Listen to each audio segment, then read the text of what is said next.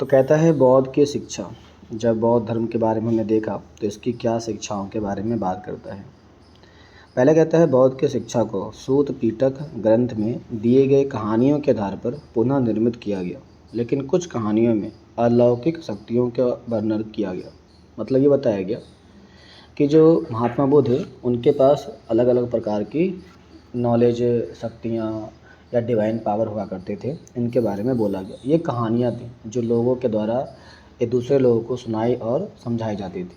इस आधार पर हमें ये समझ में आता है कि एंशिएंट टाइम में महात्मा बुद्ध के कई सारे ज्ञान को आगे बढ़ाया गया और उसे बढ़ाने के साथ साथ लोगों ने उसे अपने भाषाओं में क्रिएट करने का भी काम चालू किया है।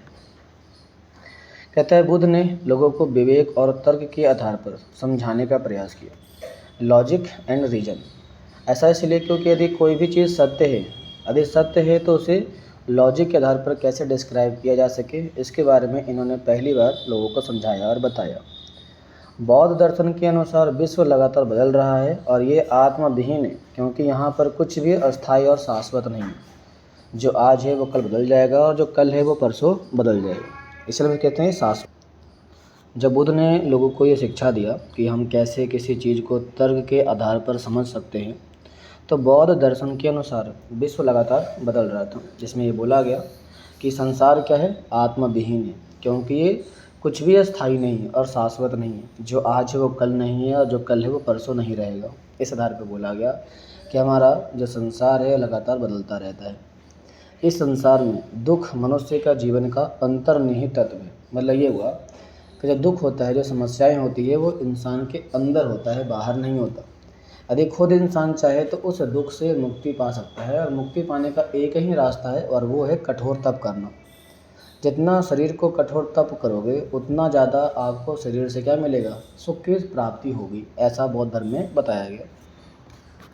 कहता है बुद्ध ने मनुष्य को मुक्ति के बारे में बताया कि व्यक्ति तपस्या और विशेष शक्ति के बीच मध्यम मार्ग को अपनाकर दुख से मुक्ति पा सकता है। तपस्या और विशेष शक्ति के बीच, तपस्या आप मेडिटेशन करते हो तो कोई भी आदमी लंबे समय तक 2 महीने 4 महीने 6 महीने 2 साल 4 साल तपस्या नहीं कर सकता, और वो नहीं चाहता है कि हमें ऐसे ही कहीं पे भी काम मिल जाए, हम काम कर सके, तो वो भी नहीं चाहता है।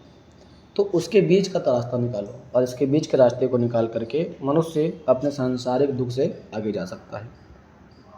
बुद्ध ने बताया कि बुद्ध की शुरुआती परंपरा में देवताओं का होना या ना होना अप्रासंगिक था। मतलब जब बुद्ध शुरुआती टाइम में आए थे, उन्होंने ज्ञान की शिक्षा को बढ़ावा दिया था, तो उन्होंने देवताओं के बारे में ऐसा कुछ भी आलोचना या उनके बारे में कुछ बताना या उनके बारे में डिस्क्राइब करना, ऐसा कुछ उन्होंने बताया ही नहीं एंशिएंट टाइम में या शुरुआती समय में। लेकिन बाद के समय में बुद्ध का मानना था कि समाज का निर्माण मानव ने किया है, ना कि किसी इंसानों ने किया है।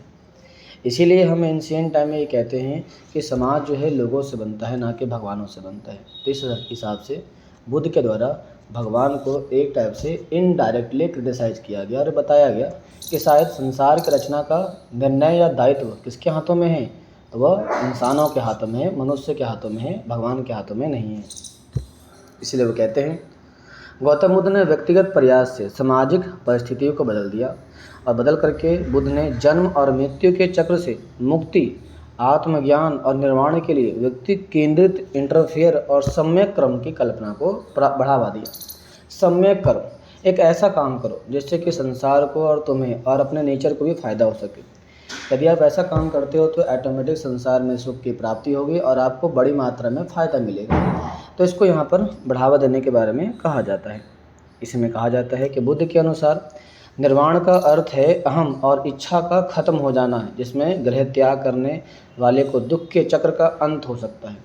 यदि आप चाहते हो निर्वाण प्राप्ति करना, मोक्ष की प्राप्ति करना, आप चाहते हो कि आपके अंदर से अहम की भावना खत्म हो जाए, अहंकार की भावना खत्म हो जाए, तो तरीका एक ही है और वो है घर को छोड़ दो।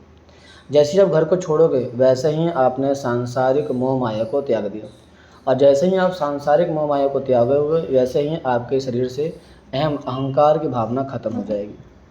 बुद्ध ने अपने शिष्यों को निर्वाण की प्राप्ति का अंतिम मंत्र बताया और कहा कि तुम सब अपने लिए खुद ही ज्योति बनो, क्योंकि तुम्हारे अंदर दुख है, बाहर दुख नहीं है। दुख का उत्पत्ति, दुख का जो डेवलपमेंट होता है तुम्हारे अंदर होता है। यदि तुम खुद ही दुख को मार सकते हो तो तुम खुद ही पहले ज्योति बनो, क्योंकि तुम खुद अपने मुक्ति का रास्ता खुद ही ढूंढना पड़ेगा।